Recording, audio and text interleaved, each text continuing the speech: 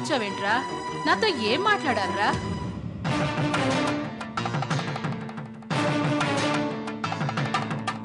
సత్యాన్ని చూడడానికి వెళ్ళినప్పుడు మీరు సత్యాన్ని ఏం అడగలేదా?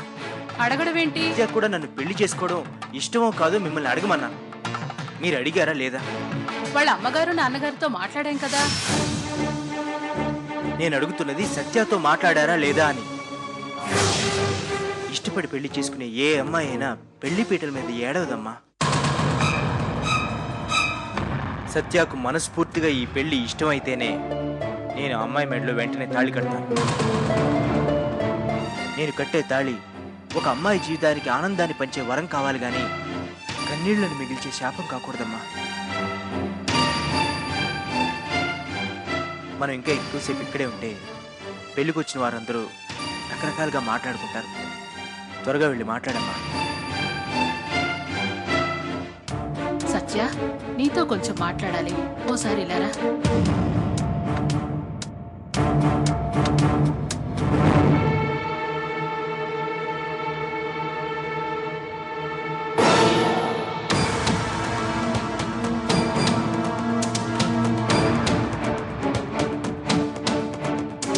మరేం లేదమ్మా.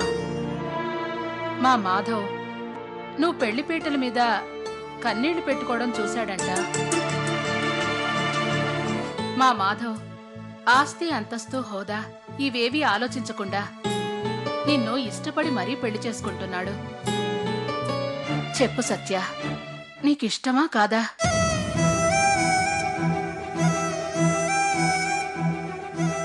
ఏమ్మా, నీకిష్టమే కదూ? నేను కోరుకున్న మాధవ్ని పెళ్లి చేసుకోవడం నాకు ఇష్టమే అని చెప్పలేను. అలా అని నేను సత్యని కానన్న నిజాన్ని కూడా చెప్పలేను. చెప్తే అమ్మ నాన్న జరిగే అవమానాల్ని తట్టుకోలేరు. ఇష్టం అని చెప్పడం తప్ప నాకు వేరే దారి లేదు. నన్ను క్షమించు కృష్ణయ్య.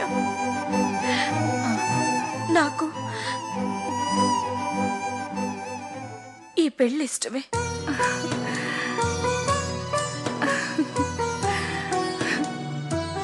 నా బంగారు తల్లి.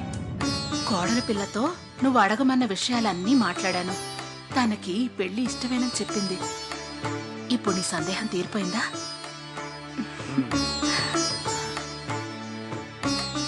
ఆకాశం వర్షించడానికి 1-2 కారణాలుంటాయి గాని ఆడది కన్నీళ్లు కార్చడానికి చాలా కారణాలుంటాయిరా. అవన్నీ మీ మగాళ్ళకు అర్థం కాదు. నువ్వు హ్యాపీగా ఉండు, సరేనా?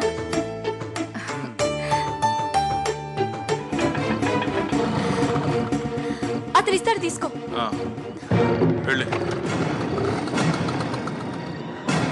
పెళ్ళైపోయినట్టుంది. నువ్వేం కంగారు పడుకో. త్వరగా వెళ్ళి రాధిక ప్లేస్ లో కూర్చుని మాధవని పెళ్లి చేసుకో. వెళ్ళు. సత్యకు పెళ్ళైతే కోటీశ్వరుడికి కోడలవుతుంది. అప్పుడు నా సత్య ఏటీఎం సెంటర్లో ఉపయోగపడుతుంది. ఒకవేళ పెళ్ళి అయిపోతే సత్య నా గ్రిప్లోనే ఉంటుంది.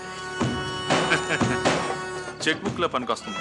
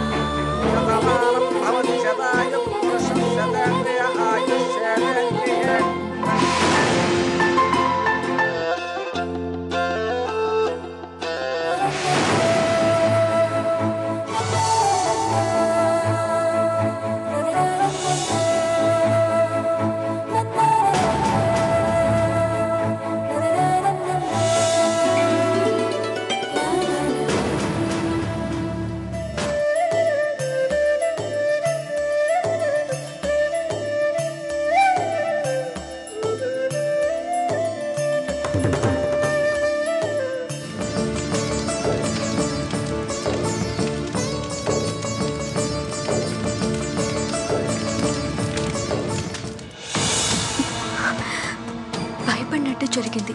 ఇప్పుడేం చేయాలి? రాధిక ముసుగులోనే ఉంది కాబట్టి ఎవ్వరూ చూసుండరు. ఏదో ఒకటి చేయాలి.